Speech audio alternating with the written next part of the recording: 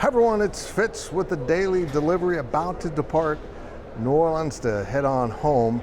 This is what the GoPowercat crew is doing. We were all going to Austin because the flights were so cheap from here to there and then there and back to Kansas City as opposed to going to Kansas City straight from here. That makes sense. So now only two of the guys, Michael Goins and Zach Carlson, will be heading on to Austin to cover the Kansas State basketball team in action. Zach and I will return to Texas over the next week to cover the Baylor game, so that's kind of going to be fun.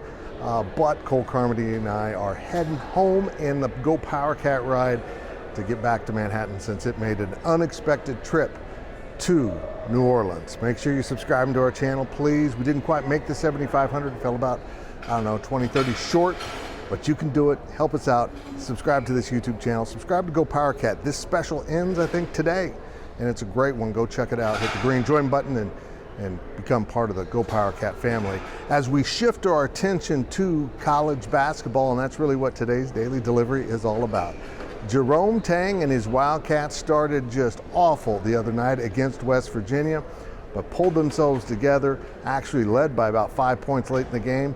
Bob Huggins and the West Virginia Mountaineers, which I think were ranked 25th in the country, found a way to get the game into overtime, but then Huggs couldn't quite get his team to get it done, and the Tang gang finished them off in overtime. They had to play that game without David Gasson, who has an injury. I think he'll be out for a little bit, but Coach Tang said it is expected not to be season ending, and that's good news because they're down to 10 players, as you know, and they played that game a little bit shorthanded. They really need him in the middle to be the most effective team possible.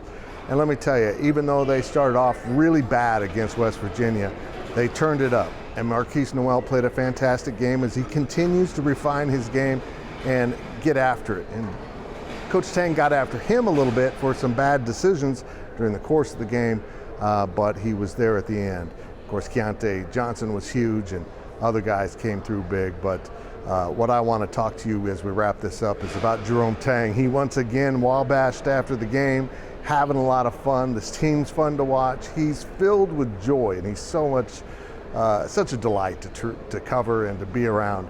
He's such a good man and so much fun. He just kind of exudes love. Invest yourself a little bit more than what you've been used to over the last few years into Kansas State basketball. This team is worth the watch. They're worth the drive to Manhattan. And I know it isn't easy for a lot of you folks, but get on over to Manhattan when they come home eventually and play Oklahoma State. They're in Texas this next two games. We almost turned it into a prolonged road game for the GoPowercat staff, but I showed myself some mercy. We're heading home right now, but we will be in Texas to cover these basketball games because you are going to want to stay tuned to GoPowercat and the daily deliveries for our updates on the Tang Gang experience. It's going to be fun.